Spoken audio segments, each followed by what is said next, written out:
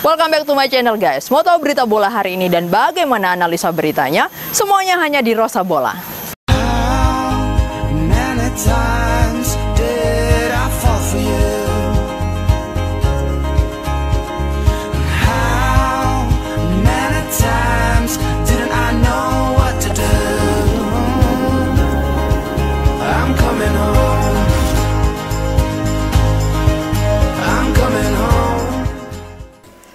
Welcome back to this channel Bruensi semuanya, dan many thanks sudah selalu mengikuti berita 9 terbaru di channel ini. Semoga dengan menonton atau mendengar channel ini, imun tubuh kalian bakalan semakin kuat ya, dan tidak mudah terserang penyakit. Untuk mereka yang harus menjalani proses isolasi, get well soon ya, dan aku tunggu komen-komen kalian lagi di channel ini. Video kali ini kembali akan ngepoin profil pemain yang santer dikabarkan akan bergabung dengan skuad Rail Rossoneri musim depan. Jika sebelumnya aku sempat mengulas profil Rodrigo De Paul dan Josip Ilicic, maka di video ini aku akan mengulas profil pemain satu ini. Namanya sebenarnya sempat diisukan bergabung di bursa transfer Januari lalu, namun doi akhirnya memutuskan bergabung ke klub luar Italia. Hal ini juga dikarenakan klubnya saat itu, Atalanta, tidak mau menjual pemainnya ke klub rival.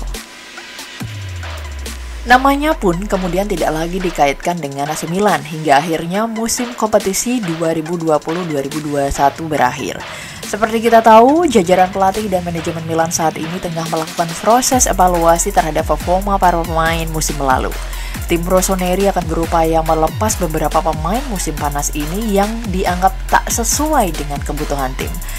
Agar lebih efisien, manajemen pun kembali menggulirkan ide cerdas dengan strategi barter pemain. Salah satu pemain yang disebut-sebutakan hengkang adalah Samu Castillejo. Klub Sevilla dikabarkan tertarik untuk merekrut pemain flamboyan ini. Bak gayung bersambut, Milan pun tertarik untuk merekrut salah satu pemain Sevilla. Apalagi pemain ini dulunya sebenarnya menjadi incaran Milan juga. Katanya, doi juga sangat ingin kembali bermain di Italia. So, it's a great deal, isn't it?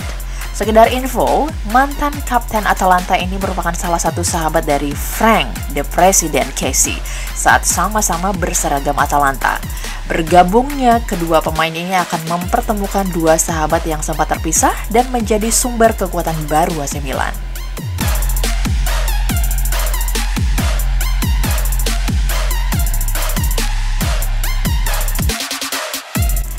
Lalu siapakah pemain ini? Let me introduce you to Papu Gomez. Lalu bagaimanakah kisah awalnya sebagai pesepak bola dan pantaskah doi ini bergabung ke skuad AC Milan musim depan? Ini dia beritanya hanya di berita Rosa Bola.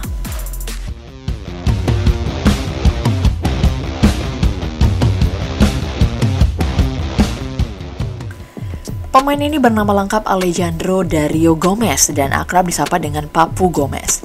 Ia dilahirkan di Buenos Aires pada 15 Februari 1988. Rumah masa kecilnya sangat berdekatan dengan markas dua klub lokal yakni Independiente dan Racing Club, dan ia kerap bersepeda menuju tempat latihan dua klub tersebut. Disinilah kecintaannya kepada sepak bola mulai tumbuh.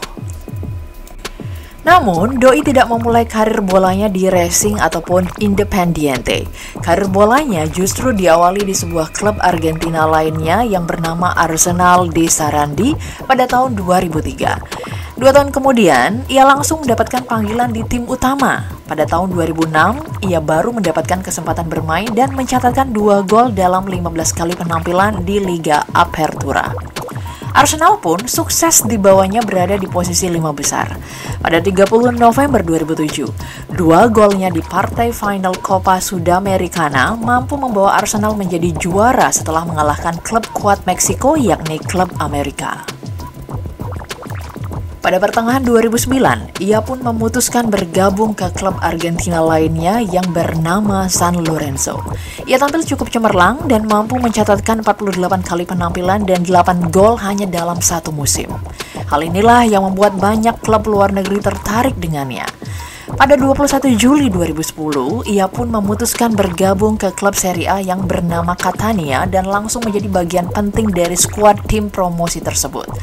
Pada 2 musim pertamanya, Papu selalu mencetak 4 gol dan 5 assist dan hampir selalu diturunkan sebagai starting line-up Catania.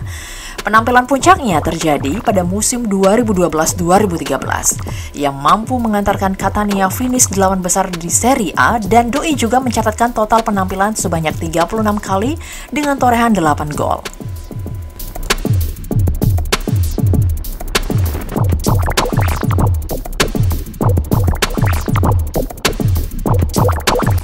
Pada tahun 2013, walaupun klub-klub besar seperti Atletico Madrid dan Inter Milan tertarik merekrutnya, Papu justru menjatuhkan pilihan kepada klub Ukraina yang bernama Metalist Kharkiv.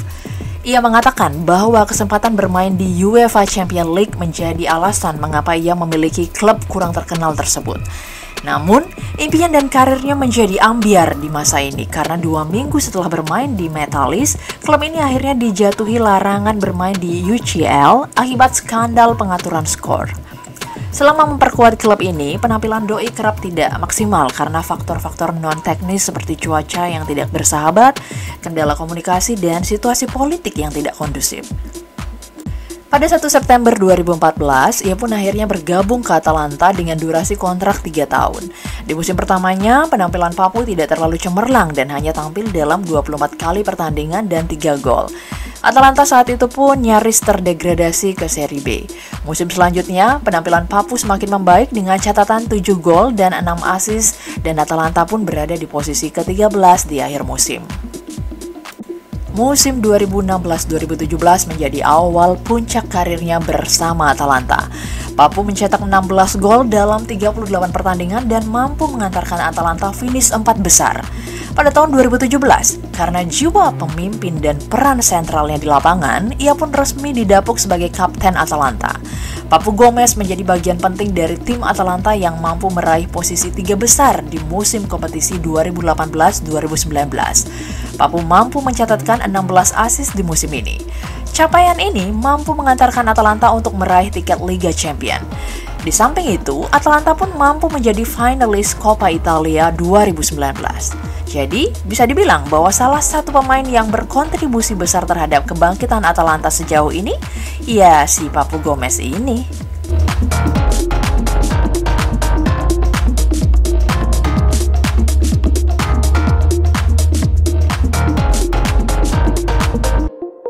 Sayangnya, partisipasi Atalanta di ajang Liga Champions menjadi awal ketidakcocokannya dengan sang pelatih Gasperini. Salah satu pertengkaran terhebat terjadi pada 1 Desember 2020 saat babak penyisihan grup UCL antara Atalanta melawan Midtjylland. Saat babak kedua akan dimulai, Papu Gomez tidak terlihat memasuki lapangan. Tidak jelas apakah si Papu ini yang tidak mau main atau sang pelatih yang melarangnya untuk bermain. Setelah peristiwa ini, karir Papu Gomez di klub asal kota Bergamo ini mulai meredup. Penampilan terakhirnya terjadi pada pertandingan Serie A melawan Juventus pada 16 Desember 2020. Walaupun Inter dan AC Milan tertarik untuk merekrutnya, manajemen Atalanta tidak mau menjual Papu ke klub rival. Akhirnya pada 26 Januari 2021, ia pun resmi bermain untuk klub La Liga Sevilla. Di timnas Argentina, Papu sempat bermain beberapa kali untuk timnas Argentina U20 dan menjadi bagian tim yang berpartisipasi dalam ajang Piala Dunia U20 di Kanada. Walaupun agak terlambat, Papu Gomez akhirnya dipanggil oleh timnas senior Argentina pada 19 Mei 2017. Saat itu, ia menjadi bagian dari tim Argentina yang mampu mengalahkan Singapura 6-0 dan ia pun langsung mencetak gol dalam pertandingan debutnya. Walau kini tampak begitu memukau, Papu sejatinya tergolong pemain yang telat bersinar. Usianya kini sudah menginjak 33 tahun.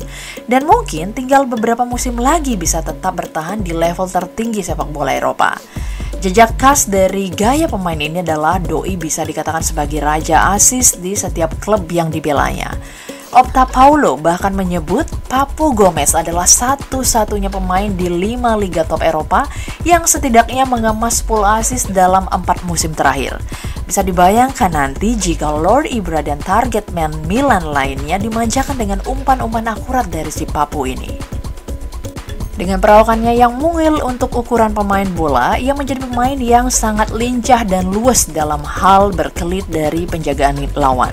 Ia kadang memainkan peran sebagai kreator serangan yang bebas bermain di area second striker dan penyerang sayap. Sesuai dengan julukannya sebagai Raja Asis, si Papu ini memiliki keistimewaan dalam memberikan umpan-umpan terobosan yang akurat bagi sang target man. Ia pun juga memiliki keistimewaan di eksekusi bola mati, sehingga saat bermain di Atalanta, Doi lah yang mengemban tugas sebagai algojo bola mati. Kemudian, Doi memiliki jiwa kepemimpinan yang sangat baik dan telah terbukti di Atalanta. Lalu, jangan lupa jika Doi juga sudah punya pengalaman main di Liga Champions. Nilai plus lainnya adalah, walaupun dilahirkan di Argentina, Papu memiliki kewarganegaraan Italia yang didapatkan pada 14 Mei 2016. Hal ini karena ia memiliki seorang istri yang berwarga negara Italia. So, jika gabung ke Milan, Papu Gomez tidak bakalan dihitung sebagai pemain asing atau pemain non-Eropa, tetapi sebagai pemain lokal.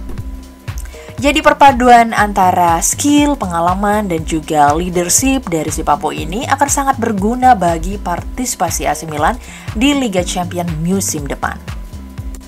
Demikian ulasan singkatku tentang sosok pemain ini guys. Semoga Frank Kessie dan Papu Gomez ini bisa kembali bereuni di AC Milan ya.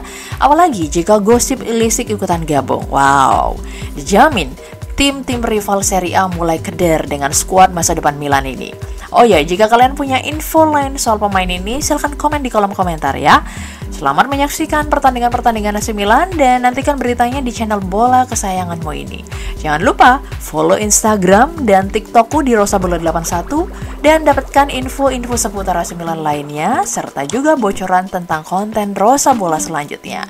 Oh ya, untuk video selanjutnya aku mencoba membahas Piala Eropa 2020 ini ya guys, dan aku akan menyebutkan siapa tim jagoanku di ajang tersebut. So, stay tune dan terus ikuti berita-berita bola terbaru di channel bola kesayanganmu. Sekali lagi, tetap patuhi protokol kesehatan, stay safe and well everyone. Bye! Thank you banget udah ikutin video-video dari aku. Jangan lupa untuk subscribe, like, comment, dan share. Tentunya jangan lupa juga nyalakan lonceng notifikasinya untuk update video terbaru dari Rosa Bola. See you in the next video. Bye!